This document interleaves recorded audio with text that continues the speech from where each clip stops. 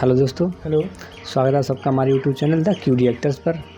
और आज हम बहुत अच्छा वीडियो देखने वाले हैं जिससे हमारे देश में जो प्रोटेस्ट वगैरह हो रहा है तो उसमें जो भारत सरकार ने जो भी अग्निपथ स्कीम लाई है उसमें क्या क्या इम्प्रूवमेंट होने चाहिए, तो उसके बारे में बिल्कुल इस वीडियो में उसके बारे में बताया जाएगा।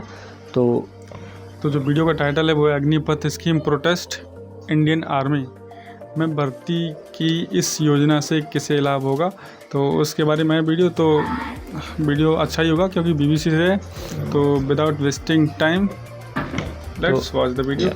आज का अग्निपथ नामक एक ट्रांसफॉर्मेटिव योजना हम ला रहे हैं जो हमारी आर्म्ड फोर्सेस में ट्रांसफॉर्मेटिव चेंजेज लाकर उन्हें फुल्ली मॉडर्न और वेल इक्विप्ड बनाएगी। रक्षा मंत्री राजनाथ सिंह ने भारतीय सेना में अग्निपथ योजना की घोषणा की, जिसके तहत कम समय के लिए नियुक्तियां होंगी। योजना के मुताबिक भारतीय सेना में 4 सालों के लिए युवाओं की भर्तियां होंगी। नौकरी के बाद उन्हें सेवा निधि पैकेज दिया जाएगा। उनका नाम होगा अग्निवीर। पिछले कुछ सालों में सेना में भर्तियां रुकी हुई थीं, जिसे लेकर सरकार से सवाल पूछे जा रहे थे। पूछने वालों में कई युवा थे जिनके लिए सेना में भर्ती जीवन का बड़ा सपना और नौकरी का महत्वपूर्ण जरिया होता है। सरकार ने अपनी घोषणा में दुर्घटना या मृत्यु की स्थिति में अग्निवीरों को पैकेज दिए जाने की बात भी की। राजनाथ सिंह ने अग्निपथ योजना को सेना को आधुनिक कायापलट कर देने वाला कदम बताया। उन्होंने कहा कि इस योजना से नौकरी के मौके बढ़ेंगे और सेवा के दौरान अर्जित हुनर और अनुभव उन्हें विभिन्न क्षेत्रों में नौकरी भी उपलब्ध कराएगा। ऐसे में सवाल उठता है कि क्या अग्निपथ योजना भारतीय सेना की शक्ल बदल देगी?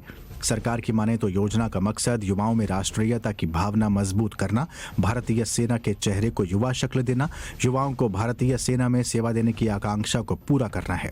योजना के आलोचक इसे एक गलत कदम बता रहे हैं जो भारतीय सेना के परंपरागत स्वरूप से छेड़खानी कर रहा है और जिससे सैनिकों के हौसले पर असर पड़ सकता है।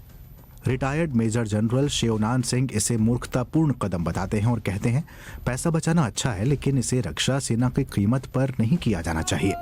माना जा रहा है कि इस सरकारी कदम का मकसद भारतीय सेना पर वेतन और पेंशन के बोझ को कम करना है। भारतीय सेना का नवीनीकरण कैसे किया जाए, इस पर बहस लंबे समय से चलती रही है।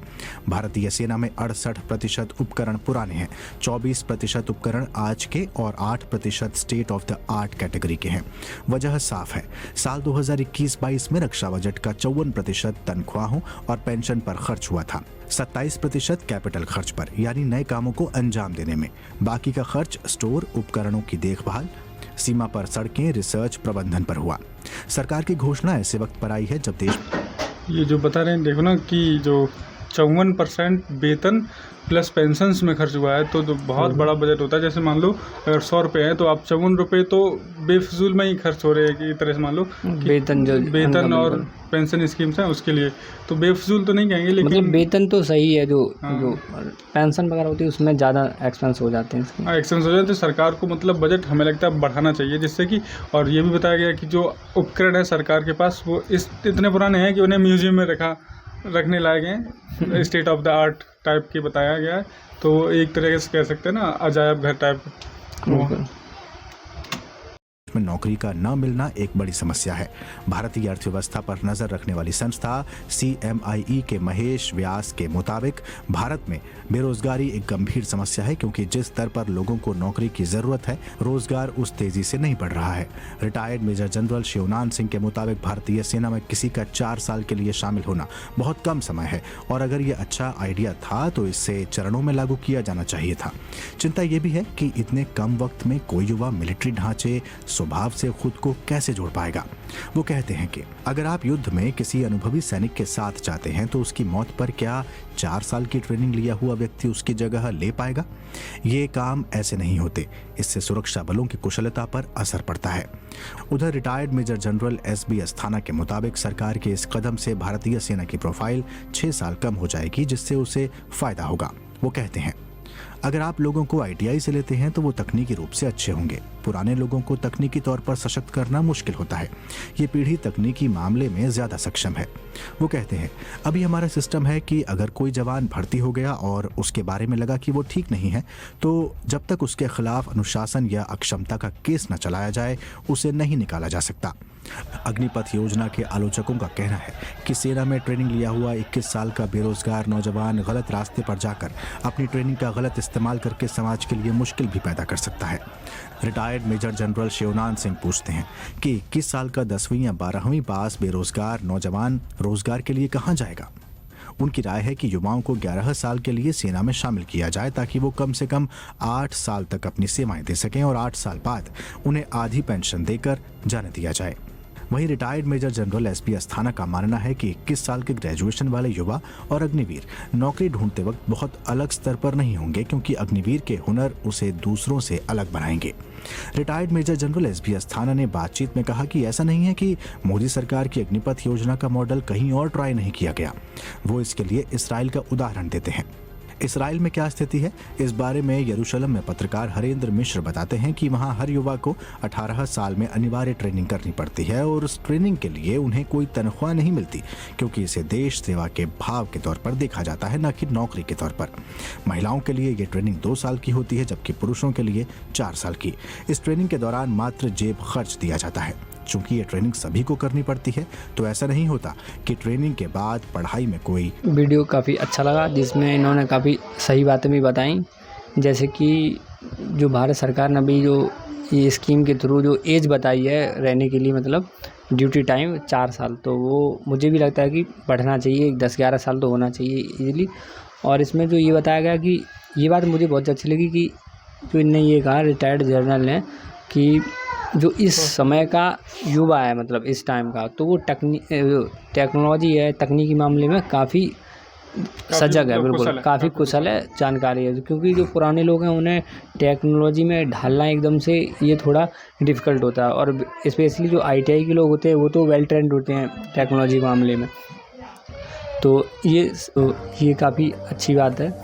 और इसमें पेंशन का भी कहा गया कि अभी जैसे इन्हें पेंशन जितनी सैलरी होती है उसी बेस पे पेंशन मिलती है, तो अभी ये कह रहे थे कि इन्हें अगर पूरी पेंशन ना देकर आधी पेंशन भी दे सकते हैं आप, आधी पेंशन देके इन्हें जाने दिया जाए। तो ये भी जहाँ तक कि सही बात है, क्योंकि आर्मी की जॉब में बहुत ज़्यादा रिस्क भी रहता है। जैसा कि कह सकते हैं आर्मी में उन्हीं को जाना चाहिए जो देश प्रेम से ओत प्रोत हों।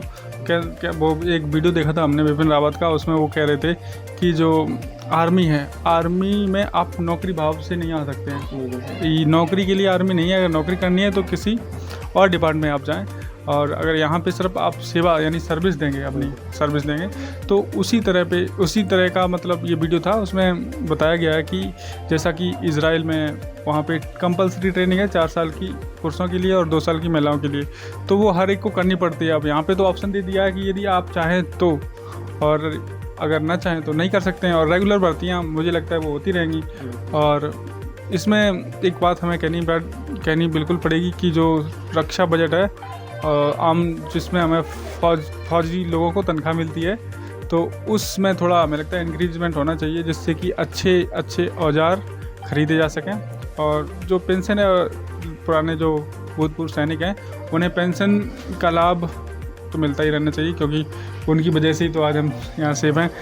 और क्या था इस वीडियो में, और इसमें जैसे ये बताया कि जो 4 साल का जो ड्यूटी टाइम है वो काफ़ी कम है। ये बात बिल्कुल सही है, क्योंकि 21 साल का युवा तो डिसीज़न लेने में एकदम सक्षम नहीं होता, मतलब कभी कभार वो गलत भी ले जाते, उन्हें मैनिपुलेट कराया जा सकता है आराम से। तो अगर वो वेल ट्रेंड है और किसी ने उसे भड़काया और वो गलत रास्ते पे निकल पड़ा, तो समाज के लिए वो तो बहुत नुकसानदायक सिद्ध होगा। तो ये भी बात सही है कि कम से कम 10-11 साल होगी जिससे वो मैच्योर हो सकेगा, बिल्कुल प्रति काफ़ी पैट्रियोटिक हो जाए, जिससे कि उससे देश से रियलिटी में प्रेम हो, ना कि 4 साल में, तो जब 17 साल में लगेगा और 21 साल में बाहर आ जाएगा, तो उसको बरगलाना या फिर उसे ब्रेन वॉश करना बहुत आसान टारगेट रहेगा शरारती तत्वों के लिए।